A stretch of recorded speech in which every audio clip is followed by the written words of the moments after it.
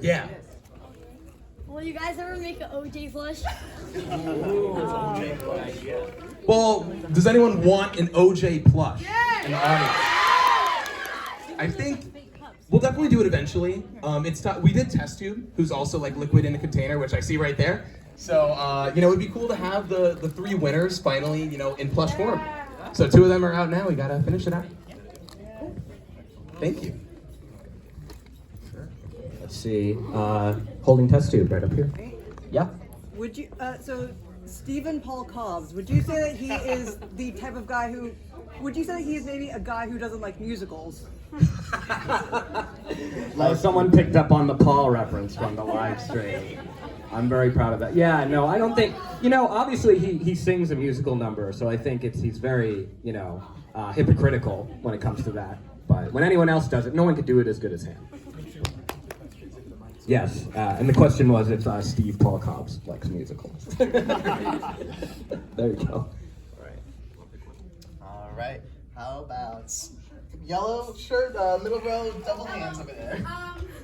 So what were you intending when you put the blush on paper?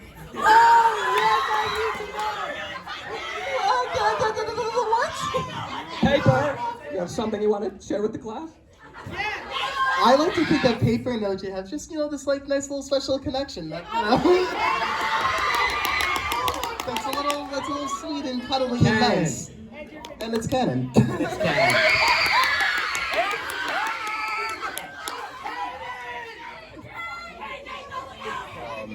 AJ was our the initial popular ship. It was exciting. I gotta go with person over here in the gray from Canada, right? I believe.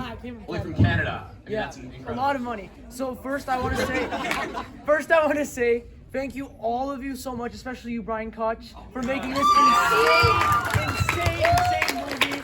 And I was wondering if because there's so much lore drops here, so much lore everywhere, I was thinking about making a video on my YouTube channel about the whole II storyline from the very start to the very end. The only downside is that my video editing app is kind of trashy, but other than that, if I can get a good video editing app, it will be out next month. Would you guys like to see it? Absolutely. Thank you for sharing that. Look, I was editing an iMovie back in the day, so we all got to start somewhere. That's amazing. I love video essays, so please do it. So this is gonna make it much more complicated. Let's do it. Again, thank you so much. Thank you so much for complimenting. That's not good. Adam oh boy, let's see. How about Clover? So, first of all of you guys have made such a beautiful show. All the animators, the writers, the editors, everything that goes into the show. And I was wondering if you guys were gonna go on a hiatus or ever just end it here, just maybe do a project on the side, do anything with animation editing. I think then the question is if we're going to go on hiatus, if we're going to end the show here.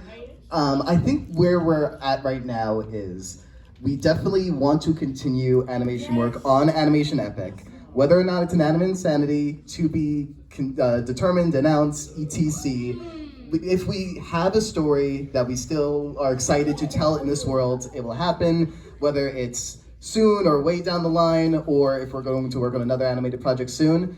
But we do have ideas in mind for what we are doing next, and we are excited to let you know when it is at a more complete state. Thank you for your question. Yeah, that's good. You want to have some? I would love to get one straight ahead, farthest in the back. I might run to make sure where it is heard. Far from the back, yeah. Oh, yes. I'll screen it.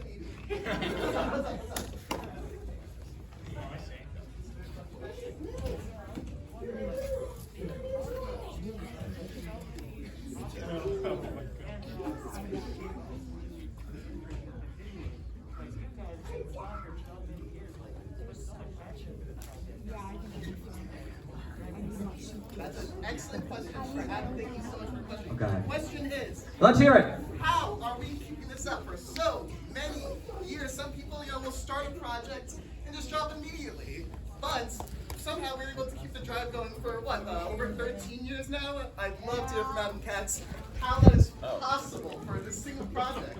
Well, I was gonna say I'm currently 27 years old, and the first video came out when I was 13. So that is over. I've spent more of my life making and working on Inanimate Sanity than I have not, which is pretty crazy. Yeah, I think we're just really excited about the characters in the story, and obviously, as you can see throughout the show, it's developed a lot with us as we've gotten older. I think the story's gotten progressively a little more dark, potentially, a little bit more involved in some ways. Although I think episode 1 is probably the most lore-driven episode in the entire franchise. But besides that one, you know, we've been really working to develop that. But yeah, I think we're just genuinely excited to work on it.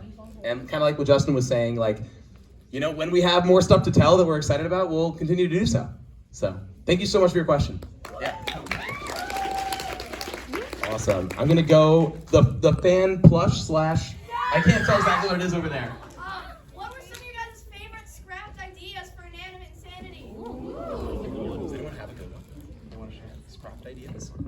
So while we were coming up with how we were going to approach Box in this movie, initially it was more of like a kind of spiritual guide that would have like a deep voice, and it was it just felt a little bit more like it was a gag and like not as like satisfying, and what would both be most like narratively interesting as well as like do justice to the character was to just make it just a regular down-to-earth person that something really terrible had happened to. And yeah, Asia Ray, her videos, it was literally just, I was watching one of her, I was like, this is the voice, like, it finally, like, clicked into place for me, of like, this is someone that is kind of, like, supposed to be connected to Suitcase, like, sort of a prototype Suitcase a little bit. And then that's how the character formed into place, and everything that Box had to learn, Suitcase taught her, and then Suitcase ended up learning for herself of being able to go back and not avoid everyone. So thank you for the question. Those are with Dead Box, and during the Void journey, Box would die again. and then they would be like, well, we'll continue our journeys in this reality show world with pretending that Box is alive in her honor. Which was so cruel. The more like I developed Box, I was like, we can't do this. She has to come back. So, yeah. That was it. Right? Yeah. Was the person the fan costume to be get them on? Yeah. Oh, that was okay. Where's the, oh, I see, you right here. What was one of your guys' favorite improv lines during the whole animation Insanity? I have an interesting one. So it's actually, this isn't really in the show anymore, but originally we were wondering, like, you know, the musical number you all, I, which was a really fun one, was, you know, potentially a lot shorter. And originally when Apple's like, how could you forget it? Do you hate rubber balls? Like that whole thing. That was supposed to be like the dead end of the song. Yeah. Like Apple would just go on and on, like complaining for another like 30 seconds or something. Yeah, exactly. And that was the whole gag, obviously, is like Apple had said in 17, like, yeah, all those dance party movies, you know, with animated movies with the dance party endings. Yeah. So then when Apple finally gets it, they're like, I hate it. How could you do this? Like kind of a thing. So we're like, you know, let's finish out the song. You know, we can pull it off. And, you know, again, huge shout out to Ben for writing the song, Tabs for doing the storyboards. It's a huge undertaking, so yeah, it's pretty crazy. But thank you. I had an answer.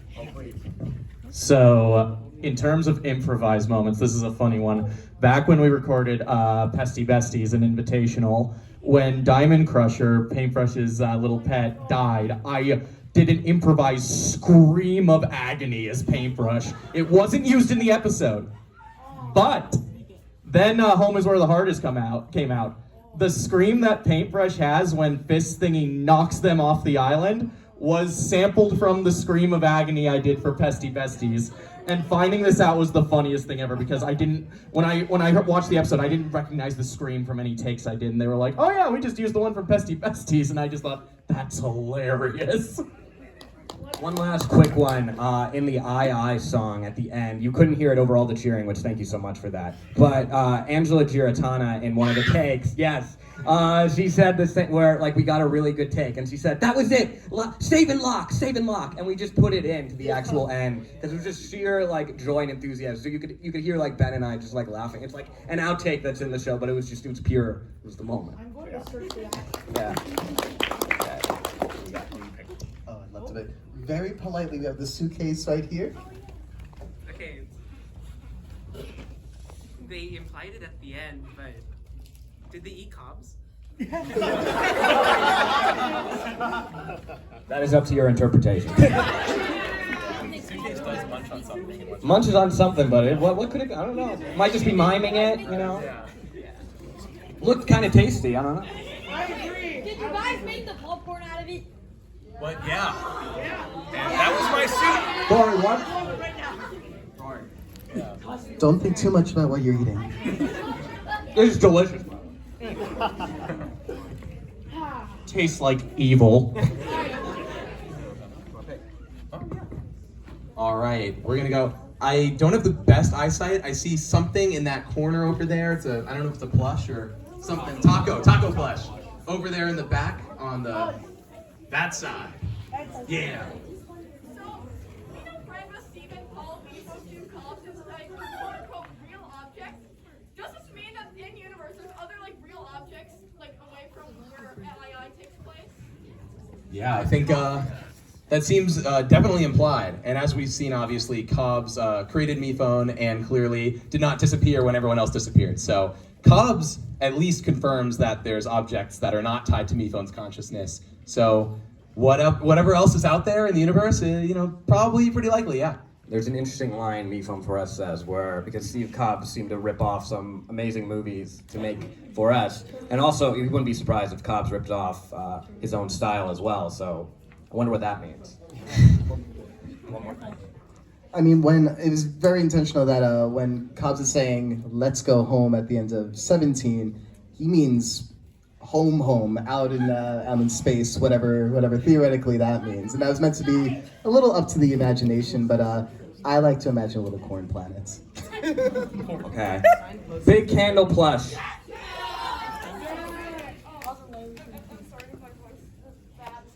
Great voice. Do voice impression here, but my voice is like sore from screaming. Wow. It's me, Yang, talking.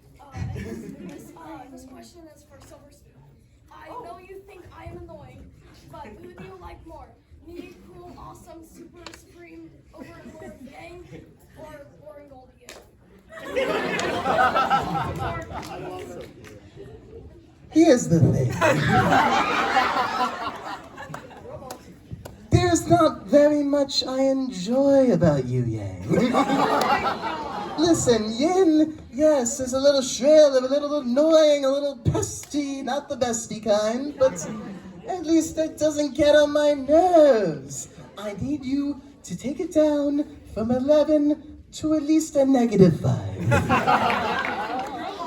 But also, I appreciate you asking me a question specifically, so maybe you get 5 points. Thank you. I get to. So, what does Inanimate said the season 4 release to? This kid's getting down to brass tacks. Listen, I think with the movie, the goal really was, after over a decade of waiting, we needed to leave it all out on the field with this. It needed to be a satisfying conclusion. So no matter what comes after, if anything comes after, wanted to make sure that everyone left this feeling fulfilled and like, you just deserved it at this point. Like, why hold on to like some idea and be like, oh, maybe we could do it? Like, no, it all had to be here. We put it all in there for you. So we'll see. I know that's not the answer you wanted, but. I'm picking Taco Plushie in the pink in the back, right there. You? Yeah, you. So, first, I love you guys and all. Right? But what gave you such a nerve to kill Knight? Yeah. Oh my God! It's a very important part of his arc, because when it comes down to it, Knife had this attitude that, well, when people die, they can just come back and regenerate. So it's okay, it doesn't really matter that much. But to be confronted with a situation where everyone who died couldn't necessarily come back, it made him rethink a lot of his own personal philosophy. And the stuff with Marshmallow, he really kind of had to come to terms with, and that was sort of some loose threads from season 1 that we really wanted to tie together. So in a way, him saving Marshmallow in the end is very much like the act of sacrifice that 4S was able to do for 4. So it sort of is this moment where he just realizes that, yeah, there's more than just doing things that are for him and relying on regeneration as this crutch, but that life really matters. And in order to learn that, he had to become a ghost. I mean, one other note, it's not just about Knife, it's also about Suitcase. That is an incredibly important part of the story to us. Because when Knife becomes a ghost, it's, you know, putting a lot of focus on the group of the ghost characters who are stuck in the mansion, Purgatory Mansion perimeter. And Suitcase's story was very much about wanting to leave everyone behind. And a lot of what happened with Knife helped Suitcase really come to that final decision, along with a lot of what happened with Box. That, you know, it's community is so incredibly important. That was such a big element of this finale. And being able to then build a new little society that exists within that barrier, making sure that those who aren't able to leave it are still included. And that's so incredibly important to us to establish in this finale. And Knife and Suitcase are just so great at making each other better, and that's what we loved about them as finalists. Thank you! Appreciate it! I always have it. Microphone? Question? So I'm so sorry. It doesn't have to be now, but I did like a very like poorly disguised I fan arts that got voted into an art show at my school, and I think it would be really special if it could be signed by one of you. Not, it doesn't have to be now, but yes. Maybe. We'll, right after the show, let's talk. You brought it with you? Thank you. I did. That's so cool. That's crazy. Awesome. All right. I'm gonna go with test tube cosplay with the paintbrush plushie. Call it bias. Well, fair point. First, I would like to mention that this series has been so impactful to us, not just as an audience, but also as a collective. We are a system with DID. I am an interjective test tube, and I have paintbrush right here next to me. Thank you guys all for your work on the show, but I had something very specific I noticed. During the scene where Box came back, all the characters were vaguely Box-like. Does that imply that he was kind of like, maybe they weren't perfect and tried to redesign Box? And also, does that mean that maybe Suitcase was an eventual, like, fix-up of Box? No. I think you hit the nail on the head right there. Oh my God! It was all subconscious, but Mifone had a specific idea in his mind of someone that was on the meeker side, that was kind of rectangular, and we saw he was trying different things, and like with Box, it was like, oh, well, maybe this is it, oh, we'll be in touch. But as he kept stewing on the idea, more and more kept appearing. And then, of course, something very tragic happened along the way. And I guess he tried to honor her memory in a very interesting Mifone way. But, you know, yeah, you really nailed it. I think there's a few contestants who have, you know, these additional versions of them made that are just out there. Mifone made so many people that we probably did not see. But in this case, I think, you know, we tend to call them the alternates. Thank you. Okay. Oh, and thank you so much. Thank you. Does anyone here want to choose a question? You got to choose a question. Yeah. Go for it. I love the 2 in the tutu. Can we get that? Oh, I love that. On a Tuesday. It's almost Tuesday. It's Tuesday somewhere. Tomorrow, Taco Tuesday. What is Steve Cobb's actual elongated name? Elongated name. I think it depends on who you ask. If you ask Steve Cobbs, it's just Steve Cobbs. But if you ask the bots, they would go on a 10-minute rant. It's just a bunch of nonsense. Popcorn. Yes, hello everybody. Yeah, with my terrible impression, I think that I had said that they would, you know, every letter would be a different name.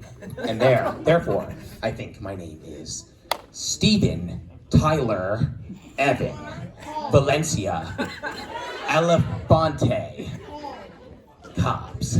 Thank you. Hi. Hello, Grandma. Thanks, Grandma.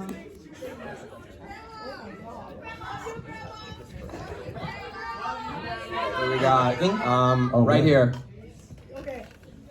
now that the show may or may not be over, can we know Paintbrush's biological gender? No! Paintbrush is non-binary. Yes! End of story.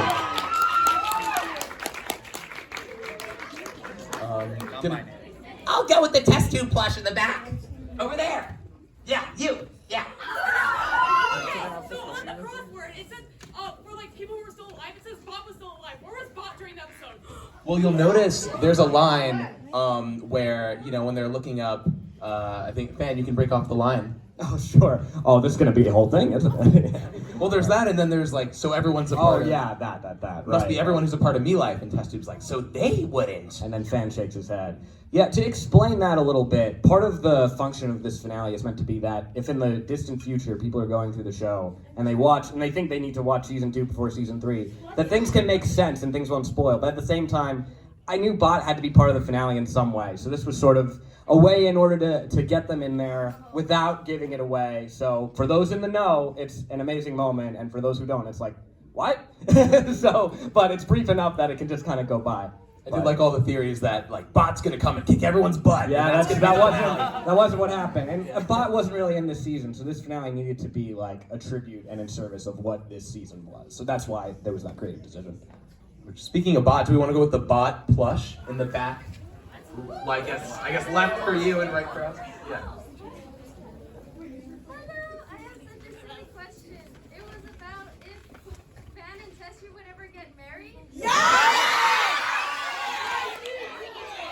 We keep asking and asking each other. When's it gonna happen? All right, Van, listen to me. Okay. Getting on one knee.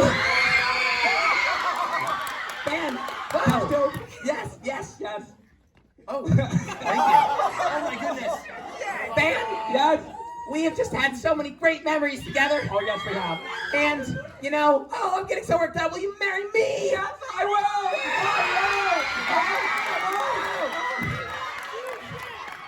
It's your best invention yet. Oh, that is so sweet.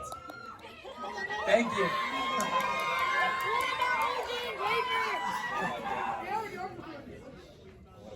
Oh, the Me Phone X over there.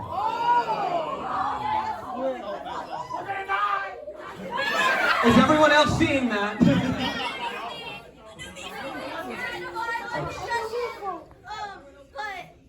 why was Springy glitching? It was never really made clear.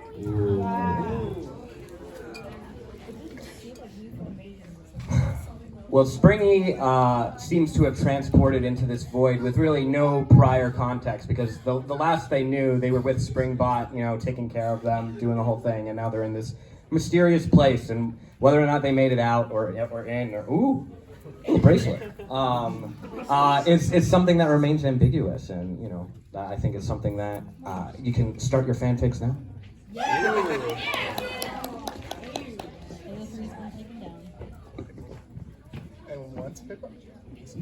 Oh, yeah, sure. You, in a Gravity Falls hat. So, there seems to be a lot of popcorn in the theater. Is Steve Cobb just like really big? Nothing wrong with that. I agree. There's enough to go around, everybody. Yes. You know, I think I am so grand that there could be popcorn everywhere in this theater. So thank you so much for watching.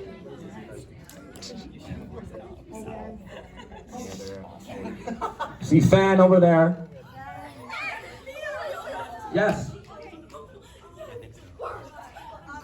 I'm your biggest fan, by the way. Oh, thank you. Ruby. Should have won the QnA. Oh yeah, hi. Did you already come up with the story, or did you just like come up with it like midway?